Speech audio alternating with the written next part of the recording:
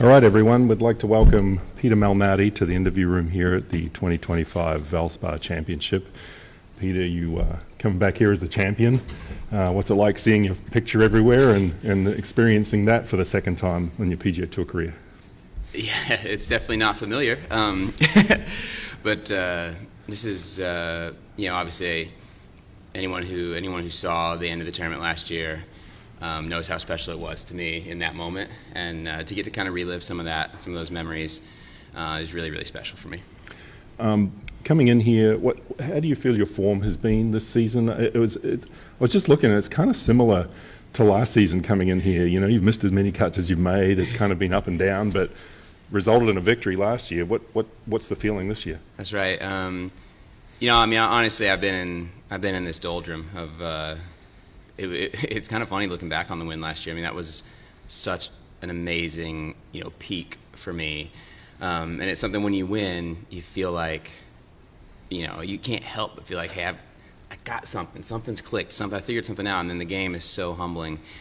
And I've been in this rut, and I was kind of approaching that definition of insanity where I was working really hard. I figured the stuff that I did to help me win must be the right stuff. So I just did it over and over and over and over and over again. I was just driving it, but I wasn't really getting any results. So my form hasn't been too good, but I'm actually I'm really excited right now. About 3 weeks ago, I started working with a new instructor, getting some new information going into my system to kind of, because I love to work. I've always worked hard. That's not been the issue. But maybe haven't had quite the right stuff going in. And so now I have some new stuff, some different thoughts, some different feelings. And it feels right now I have that feeling that the sky's the limit, and obviously it's all happening below the surface right now. We haven't seen anything come to fruition in this short 3-week time yet, but under the surface I feel really, really good. Sounds like a good feeling to have. We'll take some questions if you have one. We'll get a mic to you, and we'll start with Kevin. In terms of being... I can hear you. Does that... Oh, we got it. Sweet. Thank you. In terms of being a two-time winner, there's so many great players on tour who are, haven't won or are stuck on one win. And as you look back a year later, what did that second win mean in terms of how you view the context of your career, having, not to say validated, but you've done it multiple times? Yeah. I mean, I really do think the depth of talent on the PGA Tour, even in the relatively short window of my career, feels really long to me, and I'm really proud of it. But the relatively short window of my career, the depth of talent on the PGA Tour has just exploded. I mean, I really remember I was a rookie for the 13-14 season. I remember I was so overwhelmed by so much. I had massive cut anxiety in my rookie year. I had missed so many cuts that I should have made just by being really nervous coming down the stretch on Friday. But if I could hang in there and make a cut, I always felt like I could just grit and willpower my way to a decent finish. And if you look at my rookie year, you will see that I only made 5 cuts, but I think 4 of the 5 cuts that I made, I finished in the top 20, which I really do think a lot of that was just sheer determination and willpower. That is not enough anymore. Here we are, 11 years later. That is not enough. You've got to have more than just a good attitude and more than just this ability to grind. There's so much incredible talent. So I think, the difference between players who make it and have long, successful careers and then players who maybe sort of peter out and don't is just on those weeks when you have it clicking, what can you do with it? And so the fact that I've been able to put it together, twice to actually finish at the top of the leaderboard is something that I'm really, really proud of. I don't know what exactly that means, whether it's it's some combination of skill, hard work, luck, preparation, of all that. But the fact that I've been able to do it and win twice, it's something that I'm really proud of. And obviously, I said this in my presser last year right after one, and I still feel this way. What does a win mean? It means security for me and my family. That's as simply as I can put it. And you mentioned cut anxiety, which is an interesting term that's so real, though, just from what we see out there. But a lot of times, I guess, a fan watching on TV might not see that. And I was wondering, just behind the scenes, but I was wondering if you could give a window of perspective into just what that means to be out there the last few holes, kind of hanging around a cut line and how that changes your demeanor as opposed to like Thursday morning or Yeah, I mean, for sure. Like, well, so I mean, one thing that I think our casual observer doesn't really know, PGA Tour players.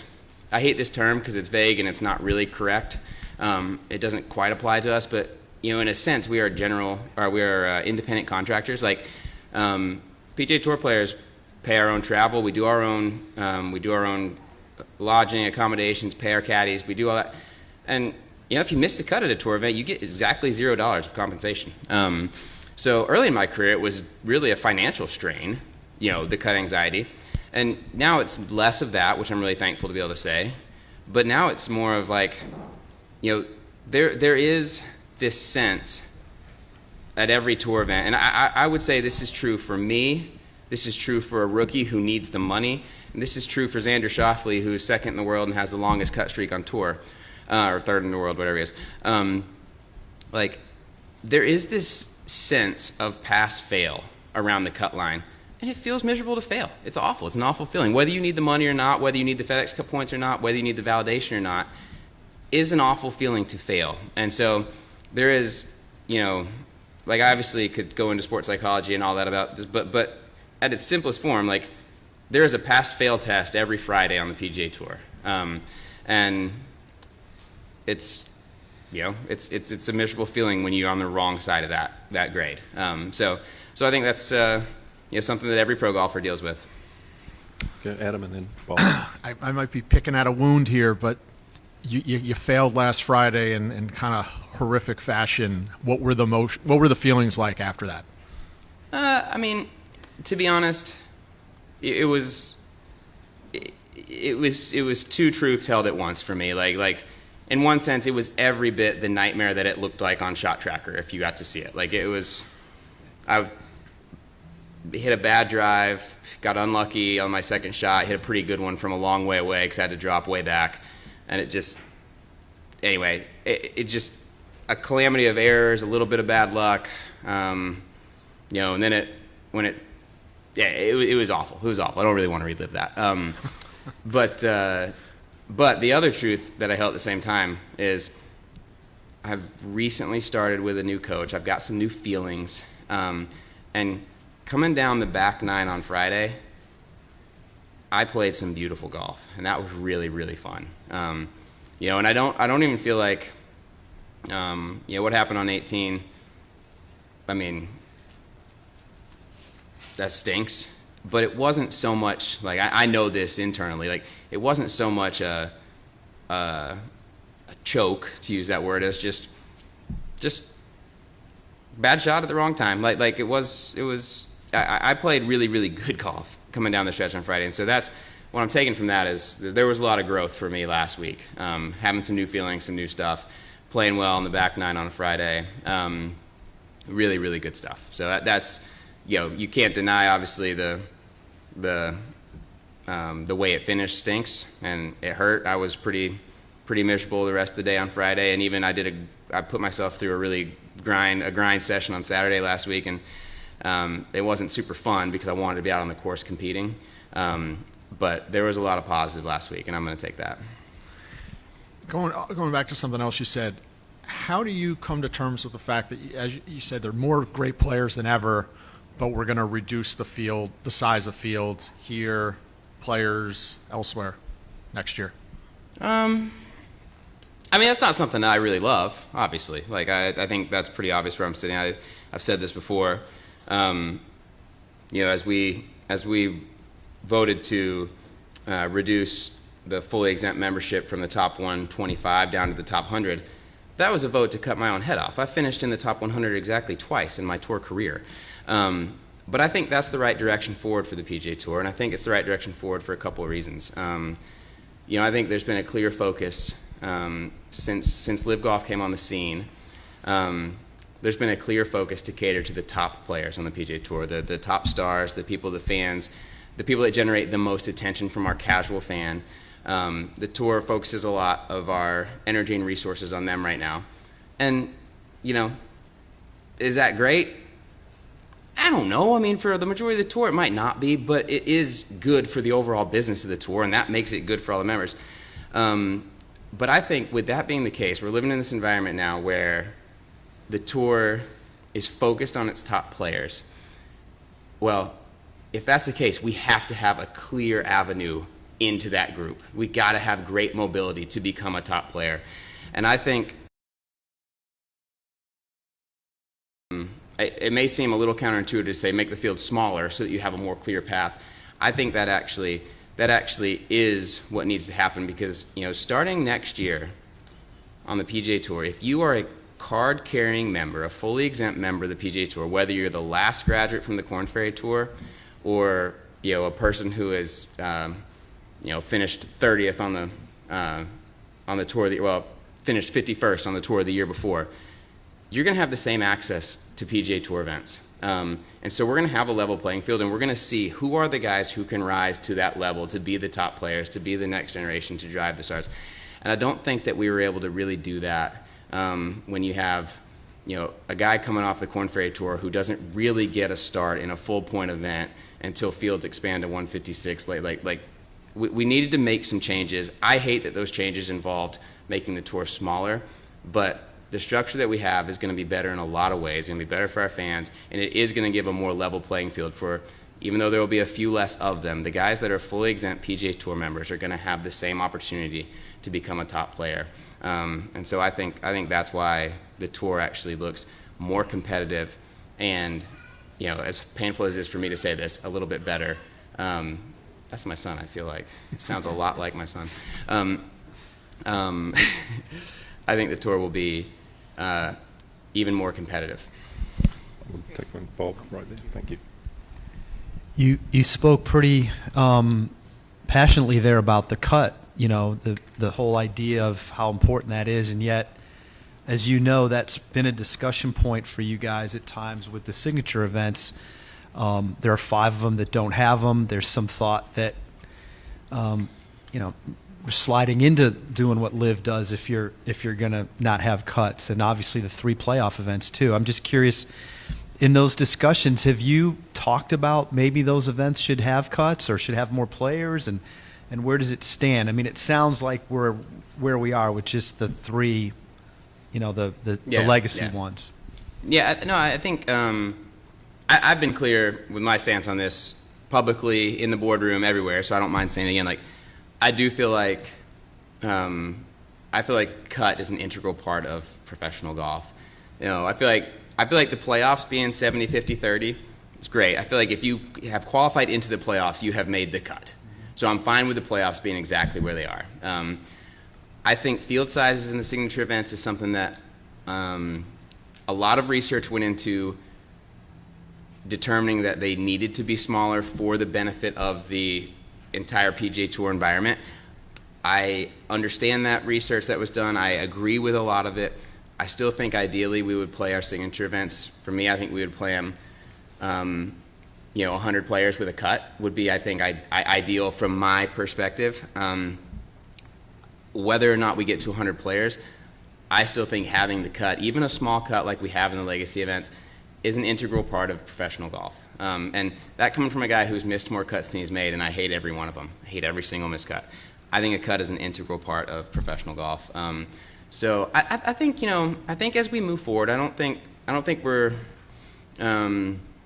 super close to having incredible clarity around the whole future of professional golf, but I do think we are getting closer and closer. And I think as the environment becomes a little bit more stable, I don't think it's going to become necessarily, I think we'll have the opportunity again to revisit what we've done with the signature event model. I think the signature event model is working really well. I just don't know if it's as good as it can be. You played in several of them last year where obviously you don't have to worry about the cut. How does that change your mindset as a player, and are you loving that in that moment? Well, I mean, there are times when a cut is mercy too. As much as I hate every missed cut, like I suffered through.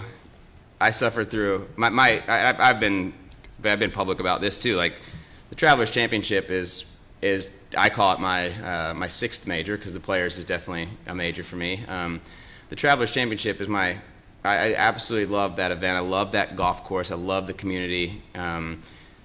Incredible sponsor, incredible host org, and then this support of, it feels like the support of the entire Northeast, definitely the state of Connecticut, but the entire Northeast, like, amazing event.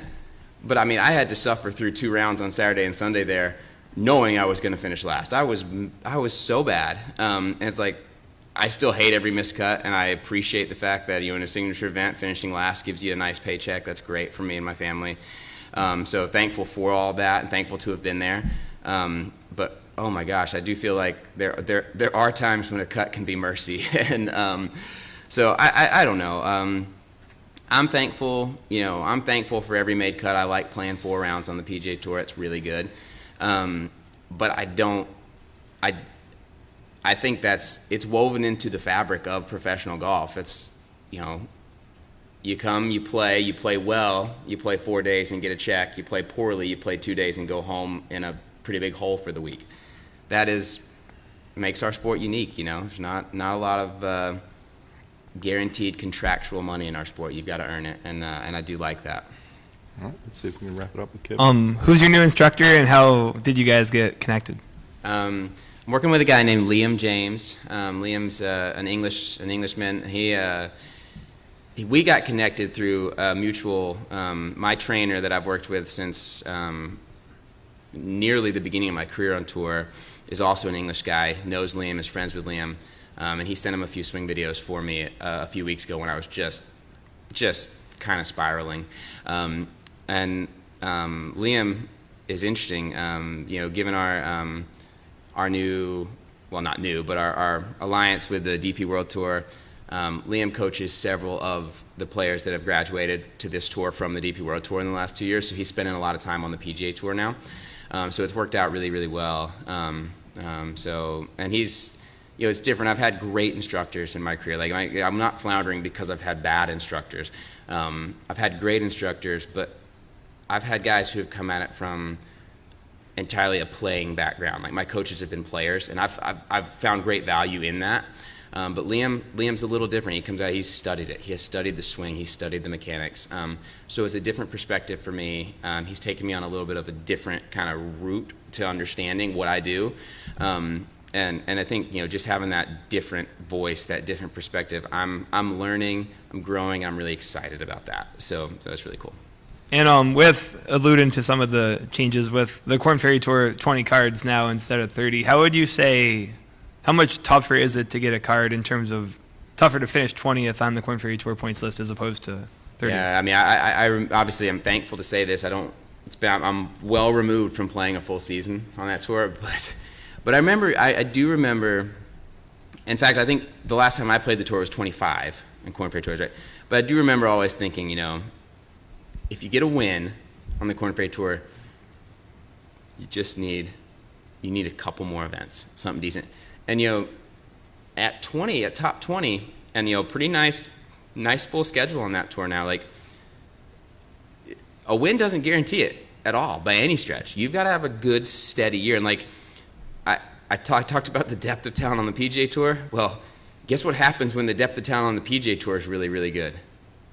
Korn Ferry Tour is strong. So I mean, but that's what I think is going to be beautiful about this system. Is like, if you finish 20th on that tour, you can come to the PGA Tour, and by the end of your rookie year on the PGA Tour, you might be a top player in the world. Like, I think that's what we need to create. We've got this system right now that seems a little stratified, I would say, on the PGA Tour, where you've got top players get to play this tour, the rest of the PGA Tour players get to play this tour, and then there's this handful of like guys that are down here that have PGA Tour cards but don't really even fit into this middle level. They're just not getting to play. And under this new system, we're going to have the top players up here, the rest of the PGA Tour right here, and they're going to be pushing those top guys. They're going to be pushing them out. And that's what I love about the system that we are creating. Adam, we'll wrap up with you. Peter, what was the response? Anything stick out? Anybody reach out to you after the things you said on the green last year after you won? I mean, obviously, other tournament directors on tour reached out to me, and I think there's a lot of host organizations on tour that pour their whole year into running an event. And, there for a little while, it felt kind of like if you weren't a signature event, you might not matter anymore. And so that was the whole thing that was on my heart when I spoke last year, was just like this ecosystem we're creating is yes, it is stratified. There are some events that sit up here at the top, but these events that serve such a great purpose for PGA Tour players like me also serve an incredible purpose for their communities. And the tour doesn't work. The system that we're trying to create doesn't work if we don't have a healthy group of full field events on tour. And so, I got tournament directors reach out to me, a couple of people I've met over the years in the host organizations that run events on tour. And they were just like, wow, thank you for that. Like that was something we needed to hear. And I truly meant every word from the bottom of my heart. Like this, communities like Tampa, host orgs like the Copperheads make the PGA Tour work, even in this new stratified system.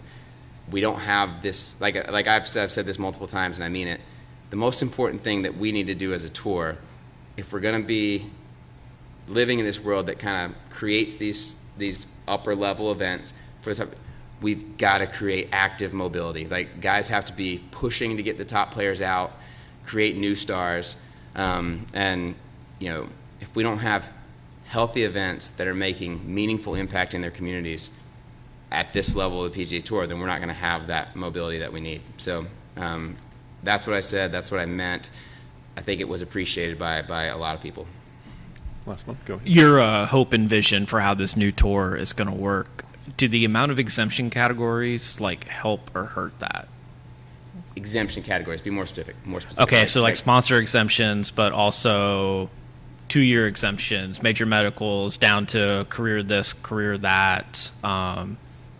We get to some of these 156 and guys are in on exemptions. I didn't even know that exemption existed, sort of thing. Yeah. I think the system that we have right now is always in flux for sure. And I think I know one thing that has been talked about a lot is the value of a sponsor's exemption for the sponsor of a tournament weighted against this ideal meritocratic system that we have on tour. How do we balance that? But I think we're in a good spot, but can definitely be better. I do think some of the things you mentioned in there, the major medical list. The major medical list is always going to have question marks around it. Is this guy, was he really hurt? Was he not? We don't necessarily want to get into that. I don't think, because there's all sorts of things going on with people that we know about or don't know, or that we don't know about, and that's guys need an opportunity if they are hurt to have the starts that they earned. That's there's always controversy around it, but that is what it is. I think sponsors exemptions and finding the right balance between giving the host org and the title sponsor the ability to bring a player into their field that they want to drive, whether it's local interest or anything that ability needs to exist. Our sponsors are generous and supportive. We need to be able to give them that opportunity, but it needs to be balanced against this idea of the tour needs to be a meritocracy. It needs to be you earn the right to play, you earn the right to stay, you earn the right to move up. And so those are conversations that obviously need to happen. I think the system right now is fair, but can be better. All right, I think we're done, Bob. We've got a couple of things to go, but appreciate your time, Peter. Absolutely. Good luck this week. Thanks. Thank you.